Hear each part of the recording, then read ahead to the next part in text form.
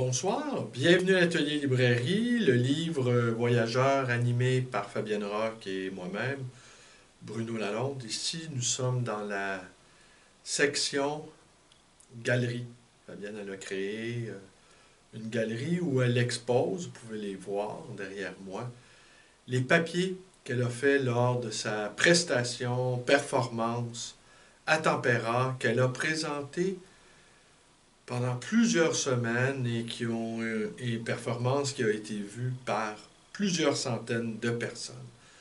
Et je pense que ça a laissé une fort belle impression pour ceux et celles qui ont assisté à cet étonnant spectacle qui conjuguait à la fois la danse, l'expression corporelle, la parole, le théâtre et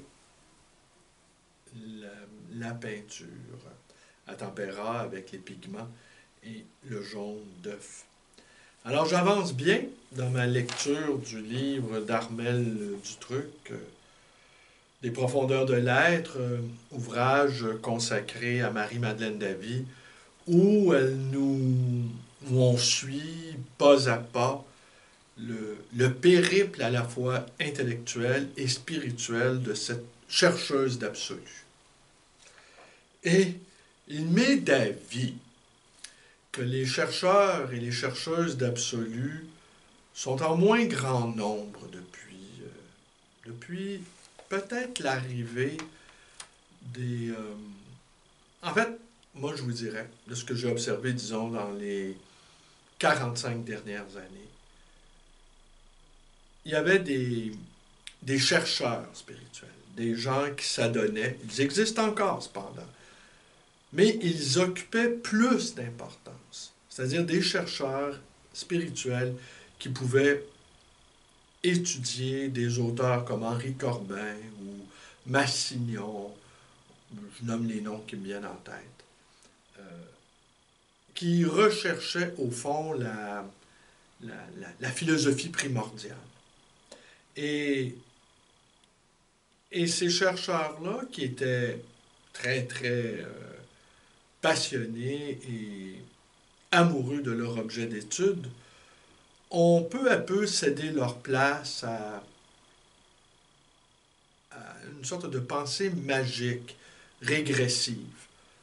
Les cristaux, l'astrologie. Bon, l'astrologie, c'est de la belle poésie, cependant. En fait, tout ça appartient à la poésie, de toute façon. Et ce qui appartient à la poésie est nécessairement vrai. Mais les recherches ardues, à la fois intellectuelles et spirituelles, n'ont plus semblé avoir les faveurs d'un nombre important de gens. Puis est arrivée la pharmacologie, est arrivé le traitement des divers symptômes par l'usage de psychotropes. Et les vieux termes littéraires comme mélancolie, saturnale, ont cédé leur place à des termes autrement techniques, comme trouble d'apprentissage, trouble TDAH, en fait peut-être que je le dis incorrectement, spectre de l'autisme. Bref, tout à coup, ce qui relevait du champ à la fois philosophique, anthropologique et poétique a disparu et a pris sa place, le manuel du DSM, par exemple. Et tout est devenu symptôme. Ce qui pouvait être une caractéristique dont on pouvait tirer profit, comme la mélancolie, est devenu la dépression, le soleil noir. Quelque chose à combattre totalement. Mais c'est évident que les chercheurs, les chercheuses d'absolu peuvent s'exposer à de très graves difficultés dans un monde qui est à la fois dominé par la technique, dominé par l'esprit rationnel, dominé par les solutions technologiques. Et comme les robots sont en train de prendre toute la place, eh bien, je pense que nous pouvons, en toute quiétude, retourner à nos vieux grimoires, retourner à nos vieux manuels, euh, que ce soit Massignon ou Corbin, pour ne nommer qu'eux, et nous pouvons reprendre le chemin de la recherche fondamentale. Nous pouvons aller du côté aussi des Indiens, des métaphysiciens indiens, qui ont réfléchi au temps, à l'espace, à ces notions d'éternité. Bref, avec les robots qui auront réponse à tout, eh bien, nous pourrons enfin réfléchir en toute quiétude. Alors, vous disais-je, j'avançais dans la lecture d'Armel Dutruc, mais je peux vous raconter aussi qu'il y a 4 jours, il y a 5 jours, nous sommes allés à la messe de minuit. Vous avez pu voir, j'ai partagé un petit bout de vidéo. Je me sentais un peu mal de le faire, mais ce qui m'a frappé, et ça fait longtemps que ça me frappe toutes les fois que je vais à l'église, de moins en moins rarement, ce sont les sermons d'une affligeante niaiserie. Et je comprends que l'on veut s'adresser au plus grand nombre de gens. Mais s'adresser au plus grand nombre de gens dans une église quasi déserte, je ne sais plus à qui au juste on s'adresse. Et je me faisais la réflexion, quelque part aujourd'hui, entre deux clients, que peut-être qu'aujourd'hui, les prêtres devraient ne plus s'adresser au commun des mortels. Bon, je n'évoquerai pas ici le retour à la messe en latin où les gens ne comprenaient pas, mais par contre, ils pouvaient apprécier la grande musique. La grande musique et les rituels hautement poétiques. Ce qui faisait dire d'ailleurs à Ratzinger, au pape Ratzinger, qui est gravement malade, au fond, le problème le plus important de la théologie, c'était la liturgie, c'est-à-dire de rendre grâce, de célébrer les mystères. Les mystères de Dieu ou même les mystères de l'existence. Parce que croire, ne pas croire, croire que l'on croit, penser qu'on ne croit pas, croire que l'on ne croit pas, croire que l'on croit, ou croire tout simplement, ou ne pas croire tout simplement, au fond, personne n'en sait rien, de toute manière, et l'univers, le vaste univers qui est le nôtre, est rempli de choses qui dépassent l'entendement, qui met à mal la raison. Et nous sommes environnés de mystères, même sur Terre. Le simple fait d'être incarné, le mystère de l'incarnation, le mystère d'être soi, c'est un mystère absolument indépassable.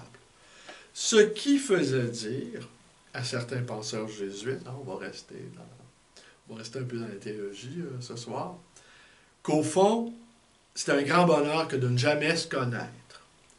Et oui, parce qu'on est toujours en chemin, on est toujours en processus de connaissance de soi.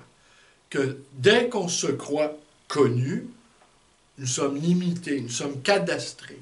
Alors c'est un grand bonheur de ne pas se connaître soi, et c'est un bonheur supplémentaire que les autres en savent encore moins sur nous-mêmes que nous-mêmes. Autrement dit, on a pu, tout au long de notre expérience de vie, on a pu l'éprouver à maintes reprises. Beaucoup de gens se targuaient, se piquaient même de nous connaître, de bien nous connaître. Oh, on en conviendra, il y a là une forme d'arrogance qui confine à la stupidité. Qui pourra dire de quelqu'un qui le connaît? Et même, j'aurais envie de penser que si c'est un premier bienfait, toujours selon les jésuites, de ne pas se connaître, et que c'est un bienfait supplémentaire que les autres n'en savent pas davantage sur nous, on peut supposer aussi que pour les autres, c'est un bienfait qu'on ne les connaisse pas, qu'on ne leur colle pas à la peau des étiquettes ou simplement, ce que la psychanalyse classique a démontré, qu'on projette sur eux. Généralement, c'est pas très positif non plus ce qu'on projette sur autrui, nos manques, nos carences, nos errements. Alors oui, je me disais que peut-être les prêtres aujourd'hui, puisqu'ils ont été formés à l'ancienne, à l'étude du latin, à l'étude de la patrologie, des pères spirituels qui ont été formés euh, vraiment de manière assez remarquable, mais dès qu'ils sortent du séminaire, c'est comme s'ils avaient tout oublié et voulant être très très proches des gens, tellement proches qu'en fait personne ne se sent touché. Et j'avais même l'impression ce soir de messe que le prêtre lui-même ne croyait pas aux choses qu'il avançait. Alors je me disais, peut-être qu'aujourd'hui, les prêtres, les derniers prêtres en tout cas, qui restent au Québec, devraient peut-être euh, s'adresser à l'intelligentsia, avoir recours aux plus grands philosophes, aux plus grands théologiens, ne pas hésiter à devenir pratiquement incompréhensible, de s'entourer d'un dispositif langagier mystificateur, afin de provoquer l'étonnement, afin de provoquer la réflexion, afin de se dire, mais j'ai absolument rien compris de ce qui vient d'avancer, mais ça me semble tellement savantissime que peut-être il y a-t-il là une piste à explorer. Alors, moi, j'aimerais bien voir un prêtre qui nous parlerait à mots couverts, parce que on peut s'interroger aussi, qui nous parlerait à mots couverts de Foucault ou de Deleuze, tout en les démontant, ce que n'a pas hésité à faire Ratzinger, qui est un philosophe redoutable. Et Ratzinger, c'était le genre de prêtre que j'aurais aimé avoir. Bon, vous me direz, oui, mais là, c'est formé dans les meilleures institutions, c'est formé, ils ont été formés, ces prêtres-là, à l'ancienne. Sa formation est quelque chose peut-être d'inimaginable aujourd'hui, mais j'aime croire que c'est encore possible. Alors, voilà la réflexion que je me faisais sur la messe de minuit, assez éprouvante. On n'avait pas l'impression de célébrer le mystère de la Nativité, mais l'insondable mystère de la stupidité. Pour en revenir à l'ouvrage d'Armel Dutruc, Des profondeurs de l'être, consacré à Marie-Madeleine Davy, il y a 3-4 citations que j'ai retenues qu'elle a relevées, elle. C'est la première de Berdyaev, qui a été très important dans le parcours de Marie-Madeleine Davy. S'il n'y a pas d'éternité, il n'y a rien. Lui, Berdyaev, aimait réfléchir à l'éternité. Et les grands philosophes indiens ont beaucoup écrit sur l'éternité. Hein? Les Upanishads, entre autres, je pense que les Upanishads, qui sont des commentaires écrits en sanskrit à partir des textes sacrés indiens, ont beaucoup réfléchi à cette question de l'éternité et du temps, qui sont pas exactement la même chose. Et on peut y réfléchir à l'infini, ce que ne feront pas les robots. Cette autre citation de Simone Veil, « Il faut aimer la vérité plus que la vie », et ça c'est tiré de « Attente de Dieu », et il n'y a pas d'amour de la vérité, vérité ici dans les deux cas avec un V majuscule, sans un consentement total, sans réserve à la mort. Ah oui, hein, la nudité radicale de la mort, le dessaisissement de soi, l'abolition totale, en tout cas en apparence, de l'existence, de notre existence. Alors de se tenir comme ça, dans cet absolu de la mort, on tient très peu de temps, on s'y essaie, mais assez rapidement, soit l'espérance ou la crainte prennent le dessus. Mais de se maintenir implacablement dans cette lumière de la mort, dans cette chose quasi impossible qui consiste à imaginer son propre effacement, sa propre disparition. Mais c'est la condition pour Simone Weil, pour que la vérité resplendisse, pour que la vérité donne tout ce qu'elle a à donner, qu'elle s'offre dans une parfaite lumière par opposition à la mort. Mais il faut se maintenir à ce niveau-là. La plupart de nos contemporains, je m'y inclus, en somme, hélas, incapables ou pratiquement incapables. Mais la quête de l'absolu est probablement à ce prix. Alors oui, on peut se poser bien des questions aussi concernant ce qu'est la philosophie. Pour l'un, c'est le suicide. Pour l'autre, c'est la liberté. Hein? Inutile de les mentionner les uns et les autres. Pour d'autres aussi, c'est remercier, c'est rendre grâce. Et pour d'autres, c'est le courage.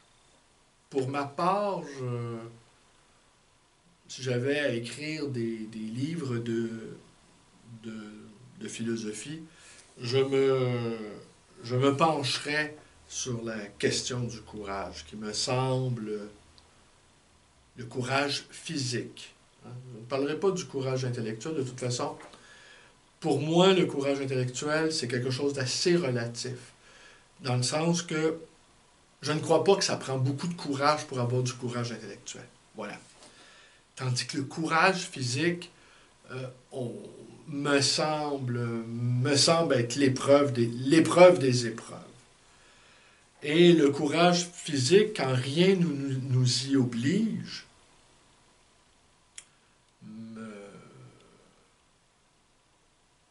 me semble une hypothèse par trop facile à établir. Alors, voilà, ça va être tout pour aujourd'hui. Je vous avais parlé que j'allais vous montrer les livres que je sais que je ne lirai pas en 2023. Alors demain, je vais braquer mon handicam sur cette pile, une petite quinzaine de livres que je sais que je ne lirai pas en 2023, mais tel est l'effet de l'esprit paradoxal. J'ai commencé à les regarder parce que j'achète beaucoup de livres dans une année. Ou peut-être... je ne parle pas dans le cadre de mon travail de libraire. Sur le plan personnel, je dois bien acheter facilement 200-300 livres par année. J'en achetais plus avant, ouais. Mais là, je me limite à 200-300 livres par année. Ce qui fait de moi, sans doute, un bon acheteur de livres. Quant à la librairie, ben là, c'est par milliers que ça se compte. Et dans toutes les acquisitions que je peux faire au cours d'une semaine, d'un mois, qui sont aussi de l'ordre de plusieurs centaines de livres, eh bien, parfois, je me garde un livre ou deux pour moi. Mais la plupart du temps, non, c'est pour les gens qui fréquentent la librairie. Quant à mon usage personnel, c'est que je sais aussi que je ne vais pas les trouver dans des librairies de livres neufs ou d'occasion. Je sais que ces livres-là ne circuleront pas à Montréal. Alors, ouais, ça doit ressembler à ça. 3 livres par semaine, 3-4 livres. Ouais, plus que ça, mais il y a des semaines, je peux en acheter 5-6. Alors donc, c'est ça. Bref, quelques centaines de livres. Alors, Je vais en choisir 15 que je sais que je n'irai pas, mais que je sais que je vais regretter de ne pas les lire en 2023.